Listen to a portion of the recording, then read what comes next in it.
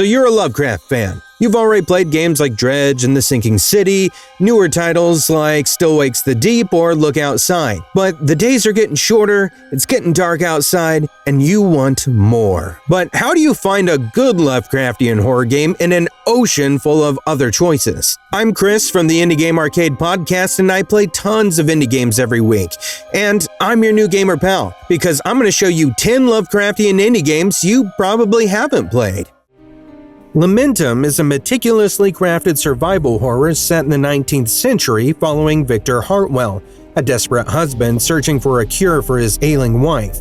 His journey leads him to Grow Hill Mansion, a gothic manor filled with grotesque creatures, dark secrets, and supernatural rituals.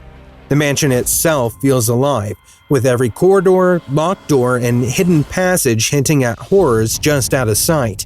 Drawing inspiration from classics like Resident Evil and Silent Hill, Lamentum blends exploration, resource management, and puzzles, forcing careful choices that impact survival. Its pixel art style adds nostalgic charm, while the soundtrack amplifies dread, creating a tense, immersive experience. At its core, the game explores grief, obsession, and the human cost of desire, delivering Lovecraftian horror not just through monsters, but through the oppressive, uncanny weight of the world itself. Where most Lovecraftian-inspired games lean on suggestion, Forgive Me Father 2 throws all of that out the window and then punches you in the face with its themes. It's a retro-style FPS that mixes fast gunplay with horror excess, rendered in high-contrast comic book-style visuals. You sprint through claustrophobic catacombs and labyrinthine arenas, mowing down cultists and abominations, while the level design itself conspires to disorient you. Looping corridors, rooms that blur into chaos, and a geography that feels alive and hostile. Weapons feel familiar at first. Shotguns, rifles, explosives, but the sanity system forces you to juggle raw firepower with abilities that bend the rules of survival. The soundtrack follows suit, lurching from uneasy tension into full-blown frenzy. It's not a game that suggests horror so much as one that forces you to fight through it with twitch reflexes and neon-soaked gore. Slender Threads is a point-and-click adventure that starts quietly unsettling and continues to crescendo. You play as Harvey Green, a traveling salesman who arrives in a small town that seems normal at first, but Harvey keeps having the same nightmare over and over about his own death, and then suddenly he begins to experience unsettling and unexplainable events as he wanders the town. And as those events culminate into a string of horrific deaths that echo Harvey's nightmare, he realizes he's next, unless he can find a way to stop it. The name Slender Threads feels like a metaphor, not just for the threads tying all the events of the town together, but also for the desperate way Harvey attempts to cling on to sanity as you explore deeper into the town and the strange people who dwell there. The painterly visuals and scrolling diorama-style environments add tons of personality with splashes of color that somehow even make some of the most creepy moments oddly beautiful to look at.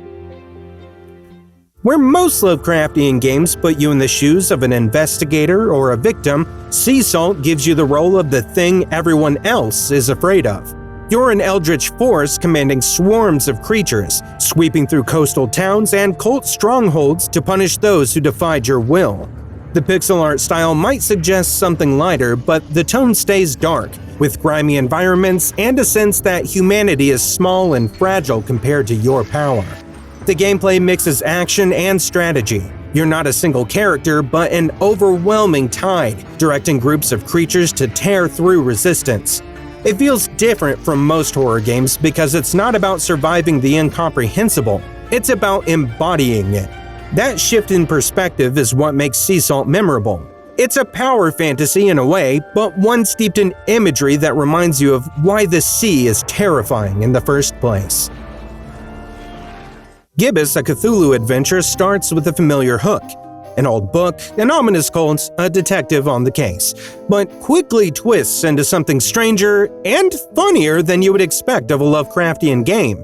Set in a painted storybook version of Transylvania, you bounce between three playable characters: a noirish detective, a nervous librarian, and a snarky talking cat cursed with unwanted intelligence. The game plays like a classic point-and-click, full of item puzzles, dialogue trees, and environments that feel more alive than most. More than 60 hand-drawn backdrops where crooked alleys, cult rituals, and forbidden libraries ooze personality. The writing keeps switching gears between comedy and creeping dread. One puzzle might involve absurd wordplay, the next might leave you staring at an ancient tome, wondering if opening it is actually a good idea. When it leans into its horror roots, though, the atmosphere bites hard, but it never does lose sight of its playful streak. Few games capture the psychology of being complicit in horror as well as the Shrouded Isle. You're the high priest of a seaside cult tasked with preparing your flock for the awakening of a god slumbering beneath the waves. The clock is always ticking, 5 in-game years until the reckoning, and each season you must appoint advisors from 5 noble houses, balancing their supposed virtues with their all-too-human vices. Over time, you uncover secrets, manage dwindling faith, and ultimately select who will be ritually sacrificed to appease the god. The mechanics are deceptively simple: menus, choices, a seasonal rhythm, but the emotional weight is anything but simple. Every decision is permanent, every family remembers your actions, and each sacrifice carves deeper into your own sense of justification. The art style is a stark two-tone palette mirroring the binary nature of your choices: obedience or dissent, sacrifice or damnation. It's not a game about fighting the unknowable. It's about administering it and realizing too late that the true terror is how natural that role begins to feel. Did you know the creators of Blasphemous made a point-and-click horror game first? Believe it or not, they did, and The Last Door and its counterpart in Season 2 is a masterclass in suggestive horror. Using chunky, low-resolution pixel art, it strips away visual detail, letting your imagination fill in the terror. Each chapter unfolds like a gothic short story where you explore old estates and piece together mysteries from diary fragments and scattered clues. The minimalist visuals are enhanced by brilliant sound design, creaking floorboards, distant wails, and silence that feels sometimes louder than all the noise. The gameplay is a streamlined point-and-click adventure with puzzles that keep the story moving, and like a good Lovecraftian tale, it builds horror through fragmented clues, unreliable narrators, and the chilling dread that always lingers in the unknown. Menace from the Deep is a roguelite horror wrapped in careful planning, dark humor, and just enough chaos to keep you sweating.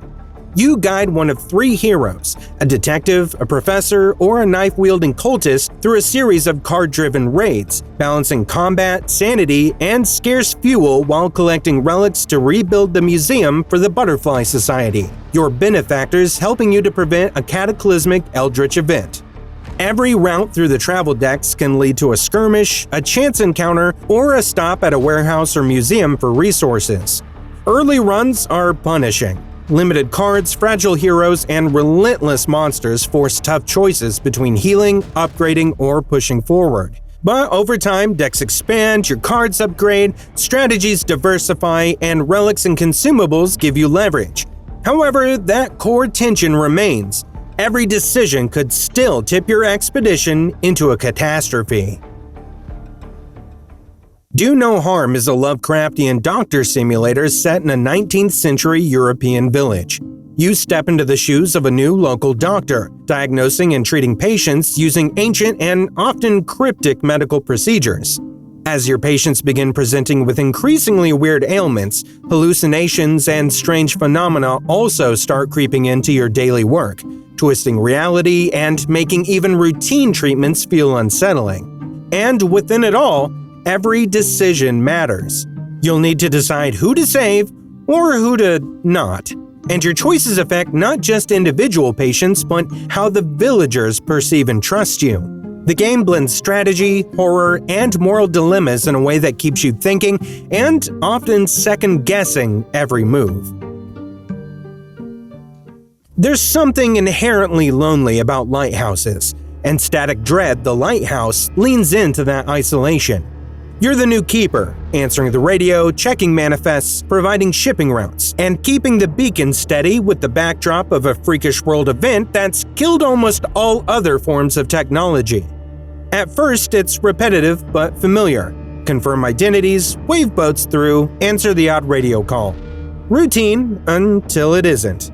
Sometimes the shipping logs just don't add up. Strange silhouettes stare at you from a distance outside the windows. The lights begin to flicker. You begin to hallucinate.